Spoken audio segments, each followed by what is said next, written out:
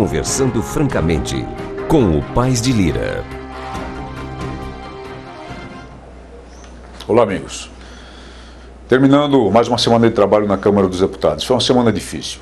Uma semana difícil pela nossa guerra pela PEC 300, que conseguiu uma vitória aparente, com a inclusão novamente da matéria na ordem do dia, aparentemente, atendendo o presidente da Casa em exercício, o deputado Marco Maia, do PT, do Rio Grande do Sul, ao requerimento que lhe apresentamos, que eu lhe entreguei praticamente, solenemente, em plena sessão ordinária de quarta-feira,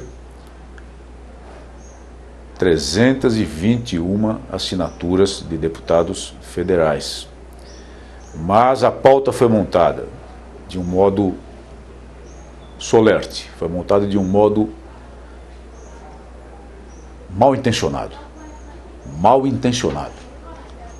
porque colocou-se como primeiro item dessa pauta, que já seria de uma sessão extraordinária, portanto começando tarde, já começando 8 horas da noite, uma medida provisória que nós não sabíamos, mas a mesa sabia, que tinha um parecer de 120 páginas a ser lido. Um parecer tão longo, tão desgastante, que a deputada Gorete, do PR do Paraná, que foi obrigada a lê-lo na íntegra por causa de uma intervenção regimental, é bem verdade, mas não de boa fé, do PT novamente, foi tão longa que a deputada em determinado momento não suportava mais nem falar. E num determinado momento ela pediu permissão à presidência até para se sentar, para tomar assento à mesa dirigente dos trabalhos para continuar a ler o seu relatório, porque não havia mais condição física de fazer. E tudo isso produziu um colapso na sessão, nitidamente destinada a fracassar e não chegar à votação da PEC 300. Tudo isso foi ardiloso, tudo isso foi planejado. E mais, havia o governo tomado providências para que muitos deputados não comparecessem à sessão extraordinária. Tanto isso é verdade que, usualmente, na quarta-feira, a Casa apresenta, no painel de plenário, um quórum de 445 presenças. Não, conseguimos 391 no máximo. Então já havia um esvaziamento para o caso de chegarmos a votar a matéria com chance do governo nos derrotar. A esse respeito, foi gravado a 1h30 da manhã, no dia de ontem, 1h30 da manhã, quando terminou a sessão, depois de uma crise causada pelas manifestações ingentes de insatisfação dos policiais militares e bombeiros militares que estavam lá nas galerias e, evidentemente, chegaram ao limite das suas forças, ao limite de sua paciência, ao limite de sua indignação. Um filme gravado especificamente sobre isso, que está postado no blog do deputado Paes de Lira. Eu lhes peço que assistam a esse filme, porque ele traz informações no calor do acontecimento, 1h30 da manhã, e mostra também algumas pessoas em torno de mim, combatentes policiais militares e bombeiros militares, da Bahia, do Rio de Janeiro, de São Paulo, que estão aqui com grandes dificuldades, graves dificuldades, tirando dinheiro do próprio bolso, tirando dinheiro do orçamento familiar, para nos ajudar a pressionar democraticamente nessa luta, e são engodados, são enganados sistematicamente pela disposição do governo em não permitir a votação da matéria. Esse filme lhes informará a respeito. A mobilização continua. Nós não podemos fraquejar. Nós temos que continuar na luta. Nós sabemos que não lidamos com pessoas de boa vontade, grande parte do colégio de líderes e parte da mesa dirigente da Câmara dos Deputados. Mas nós não podemos abandonar a luta. Se eles querem nos propor agora uma reunião de lideranças na terça-feira, nós faremos o jogo. Nós iremos à reunião de lideranças, nós traremos as lideranças policiais militares que tiverem fôlego ainda para aparecer, aí não pode ser muita gente, e tentaremos fazer valer alguma boa vontade que possa restar nessas pessoas. Isso vai ser na próxima terça-feira. Continuem a pressão, continuem a acreditar, porque nós vamos à vitória.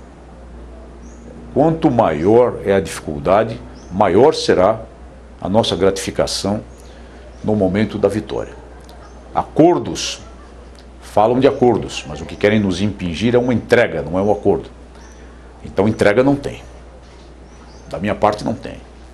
E tenho certeza que não haverá entrega da parte dos demais deputados militares e aqueles que nos apoiam na frente parlamentar. Se quiserem idealizar um acordo, que o idealizem em termos regimentais, mas que votem a matéria em primeiro turno, porque essa é uma imposição regimental. E é o dever da casa votar. Projeto Ficha Limpa, chacinado no Senado da República. Ele já saiu daqui enfraquecido, com a inserção daquele famoso dispositivo de efeito suspensivo que eu comentei em programas anteriores. E agora o Senado lhe impingiu, a título de alteração meramente redacional, uma mudança verbal nas condutas principais, que na prática fará com que a lei só valha para os processos que forem resolvidos depois da promulgação dela. Ou seja, não valerá para nenhum processo em andamento, não afetará as próximas eleições, e eu lhes afirmo que, devido à morosidade da justiça, certamente só começará a produzir algum resultado benéfico, se vier a produzir, daqui a uns 8 anos. Essa matéria não era de mera redação. Ela tem que voltar à Câmara dos Deputados, mas eu duvido que volte, porque a manobra foi feita no sentido de impingir as modificações como uma mera adequação de redação.